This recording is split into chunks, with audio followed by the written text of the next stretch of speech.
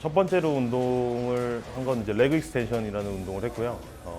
대퇴 4두근을 운동시킬 수 있는 타겟성 운동이고 원렉으로 선피로를 주고 그다음 메인 운동을 들어가는 편입니다. 메인 운동 같은 경우는 5세트에서 최대 7세트까지 이제 운동을 하고요. 지금처럼 이제 비시즌에는 자극이 잘 오면 3세트, 거의 한 4, 5세트 정도 운동을 하고 있습니다. 아무래도 이제 스쿼트를 들어가기 전에 다리에 살짝 웜업을 주는 운동이라고 하고요. 대퇴 4두근 전면부에 고립성을 조금 줘서 운동을 좀 지속적으로 했을 때 관절이 무리가 안 가게 하기 위해서 레그 익스텐션을 먼저 합니다. 방금 말씀드렸던 것처럼 대퇴 4두근, 대퇴 전면부에 전체적으로 힘을 줄 수 있고요. 이완할 때 조금 네거티브가 들어가면 근육의 긴장도를 계속 지속적으로 줄 수 있기 때문에 사실 스쿼트는 전체적이라고 생각을 할 수 있으면 레그 익스텐션은 대퇴 전면부만 힘이 갈 수 있다고 말씀드릴 수 있습니다. 무게는 사실 이제 그날 컨디션에 맞춰서 운동을 하는 편인데요. 비시즌에는 중량 위주보다는 조금 자극 위주로 운동을 하는 편이고요. 그리고 이제 시즌 때는 제 컨디션이 99%로 끌어올려서 최대치에 맞춰서 운동을 하는 편입니다. 저는 아까 시작했던 것처럼 혼자 운동할 때는 원렉으로 많이 하고요. 그러니까 한 다리씩 이제 번갈아 가면서 운동을 하고 패드가 롤 패드를 하나만 써도 보통 자기가 주로 쓰는 발로 밀기 때문에 원렉으로 많이 하는 편이고요. 파트너가 있으면 이완할 때 저항을 좀 줘서 네거티브를 많이 거는 편입니다. 레그 익스텐션 할 때는 엉덩이 부분이 패드에 의해서 떨어지지 않게 그립으로 잡아주신 다음에 발목이 무릎보다 더 위로 상향돼서 올라갈 수 있게끔 그리고 반동을 많이 쓰지 않게끔 딱 고정을 해주시고 무릎 관절만 움직일 수 있게 해주시는 게 포인트라고 할 수 있습니다. 그 다음은 레그 익스텐션이라는 종목인데요.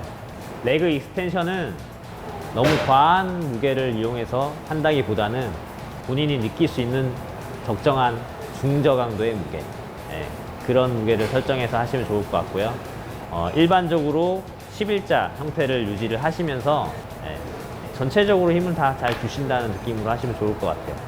레그 익스텐션은 이제 스쿼트를 하기 전에 대퇴 4두근에 선피로를 주기 위해서 대퇴 앞쪽을 주로 타겟으로 잡고 하는 운동입니다. 어떤 운동이든지 무게보다는 이제 자극 위주로 항상 운동을 실시하고요. 그리고 너무 발목 쪽이나 이런 데 과한 힘을 준다기보다는 지그시 밀어서 올린다는 느낌으로 이렇게 진행을 하고 있습니다.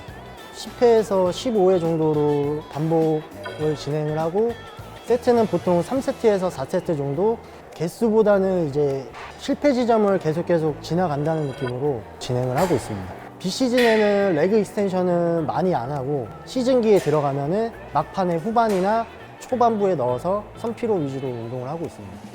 중점적으로 본다기보다는 어떤 하체 운동을 하든 간에 전면부 운동을 할 때는 항상 대퇴 직근까지 전체적으로 최대한 자극을 주려고 합니다. 무게는 거의 신경을 안 쓰고 최대한 가동 범위와 적절한 실점이 잘 실리도록 그렇게 포커스를 두고 항상 운동을 하는 편입니다. 전면부 운동할 때는 스쿼트를 메인 운동으로 가져가는 편이고요. 후면부 운동할 때는 런지나 레그 프레스 먼저 하는 편입니다. 협응되는 근육 개입이 제일 많고 아무래도 프리성 운동이기 때문에 중량이 제일 많이 들어가기도 하고 가장 힘을 많이 쏟아야 되는 부분이기 때문에 거의 메인 운동으로 잡고 두 번째로 설정을 해서 운동을 많이 하는 편입니다. 이것도 이제 또 개개인마다 길이끝마다 조금씩 다를 수 있는데 엉덩이 부분이 발 뒤꿈치 부분에 거의 닿는다는 느낌으로 하체 근력에 힘을 줘서 이제 많이 내려가는 건데요. 처음부터는 많이 내려갈 수가 없어서 근력이 증가되면 유연성도 같이 증가되기 때문에 본인의 이제 가동 범위에 맞춰서 점진적으로 조금씩 늘리는 게 좋습니다. 저는 이제 스쿼트 할 때 가동 범위를 길게 가져가는 편이기 때문에 초보자들에게는 일단은 허리가 곧게 펴진 상태에서 내려갈 수 있게 이제 설정을 해서 무게를 운동하시는 게 제일 중요하고요. 그러니까 발 뒷부분이 떨어지지 않아서 무릎 하중이 안 갈 수 있게끔 중량보다는 가동 범위 설정에 맞춰서 운동을 하시는 게 다리를 키우시는 데 가장 큰 도움을 줄 수 있다고 말씀드리고 싶습니다. 전면부 위주로 저처럼 할 때는 발을 11자 골반 넓이로 하고요. 나는 좀 내측이 약하다라고 하신 분들은 발각도만 살짝 벌리셔서 운동하시면 되고, 그리고 좀 나는 외측 강근이 많이 약하다라고 하는 골반 넓이를 조금 더 좁게 잡으셔서 스쿼트를 해주시면은 퍼센테이지가 그 부위 위주로 더 많이 갈 수 있습니다.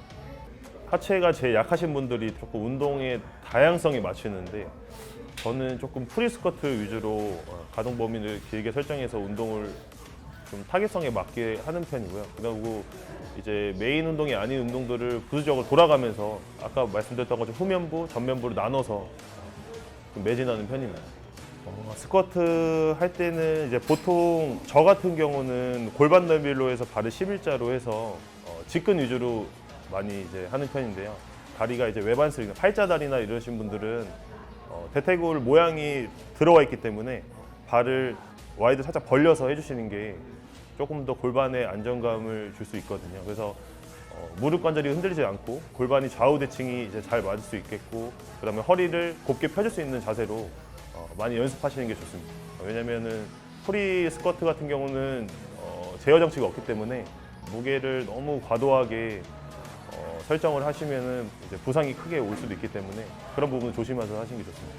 전체적인 하체 발달을 골고루 주는 운동이긴 한데, 베이직한 스쿼트에서는 제가 생각을 했을 때는 뭐 상체의 기울기나 발의 넓이에 따라서 조금씩 타겟점을 바꿔서 진행을 하는데, 저는 앞쪽에 포커스를 맞춰두고 운동을 진행하는 편입니다.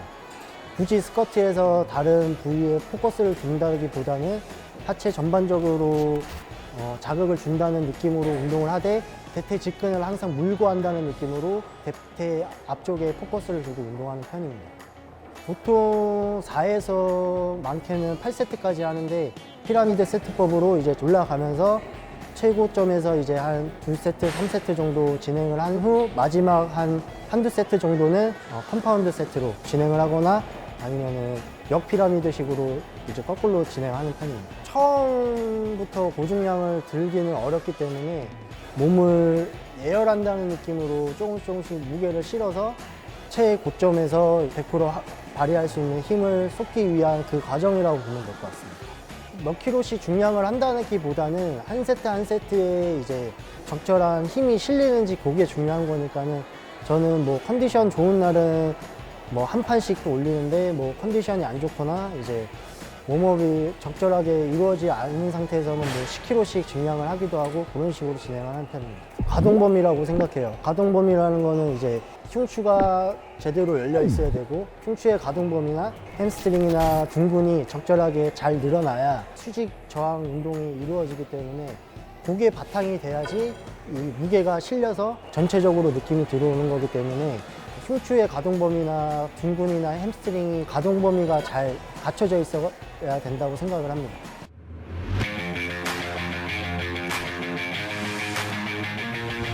스쿼트는 전신 코어 운동이라고도 하죠. 스쿼트 같은 경우는 처음에 제가 습관적으로 약간의 팔자를 놓고 하는 경향이 있었어요, 미세하게. 근데 그렇게 되는 경우는 어느 정도 시점에서 보니까 제가 이제 스쿼트를 함으로써 엉덩이하고 뒷다리만 많이 발달이 되는 걸 보고서 다리를 11자로 놓으면서 발바닥 중심을 최대한 의식을 많이 했고요. 첫 스타트 포즈를 보시면 알겠지만 먼저 엉덩이를 빼므로써 허리에 무게를 먼저 보내놓고, 그 다음에 허리는 따로 의식하지 않아요. 상체 축이 아무래도 흔들리면서 엉덩이 드라이브 시키면 앞으로 많이 무너지잖아요. 그렇게 되면 대퇴 사두에 직접적으로 무게를 전달을 못 시켜서 무릎을 과감하게 엉덩이를 빼놓고, 두 번째에서는 과감하게 발가락까지 쭉 밀고 나서 그 다음에 이제 엉덩이 드라이브 할 때 상체를 절대 안 흔들리게끔 그대로 내려갔다 올라왔다 그런 식으로 조정을 시켰거든요. 고중량 구방복이라고 해서, 예를 들어서 제가 185로 10개를 한다면 140으로 최선을 다해서 15개를 했어요. 그러면은 140으로 20개를 채우자, 25개를 채우자, 그런 식으로 해서 횟수를 조금 고중량을 놓고 많이 하는 식으로 했어요. 그래서 초보자분들도 무게를 갑작스럽게 올리기보다는 흐러지지 않는 자세의 무게로 횟수를 조금 더 욕심을 내서 하다 보면 근육에 받는 부하도 새롭고 개입되는 근육들이 코어가 생기다 보면 무게도 어느 정도 눈에 띄긴 아니지만 조금씩 올라가는 걸 느껴지실 거거든요. 네, 무게가 시작하는 시점이 이제 승모근에 무게가 매달리다 보니까 견갑골이 앞으로 빠지거나 고개를 앞으로 숙이게 되면 어깨에 관련된 신경을 건들 수가 있어요. 그러다 보니까 무게를 매달렸을 때는 절대 땅을 쳐다보거나 그다음에 어깨를 앞으로 빼거나 그러시면 안 되고 끝나고 놀 때까지 터처를 많이 시켜놓아야 돼요. 무게를 올바르게 잡았는데도 신경미 어깨가 아프신 분들은 팔꿈치를 뒤로 빼서 하시는 분들이 있으세요. 무게 잡는 것 자체가 이미 어깨가 많이 충돌된 동작이거든요. 근데 여기서 팔꿈치까지 올리게 되면 어깨가 많이 충돌되어 있는 상태에서 무게가 뒷물리면 어깨가 굉장히 아파요. 그래서 그립을 잡을 때는 바벨과 팔꿈치가 수직이 되게, 손목 꺾이지 않고 손목 세운 상태에서 수직이 되게 안정감 있게 그대로 잡으시는 게 중요하시고요. 운동을 잘 하시는 분들을 보면 손바닥 센스, 발바닥 센스가 많이 좌우하세요. 근데 스쿼트는 아무래도 발바닥 센스가 뒤꿈치에 무게가 실리는 구간이, 우리가 운동이 발생할 때 체중이 발가락에 실린다는 건 뭐냐면 종아리가 무게를 아래에서 갖고 있다는 얘기예요. 사실 무게는 어깨에 매달려 있지만 발바닥의 발가락이나 뒤꿈치에 따라서 무게를 종아리에 갖냐, 대퇴 사두와 대퇴 이두로 보내냐에 결정짓는 요소이기 때문에 내가 내려갔다 올라갔다 어느 순간까지 계속 뒤꿈치로 내려가고 뒤꿈치로 미는 체크를 해주시면 되고, 상체가 만약에 흔들린다면 중심 자체가 뒤꿈치를 못 갖게 되죠. 가급적 처음 스타트 동작과 내려갔다 올라갔다는 동작에서 상체 포지션이 안 움직이게끔 한번 자세를 점검할 필요 있으세요.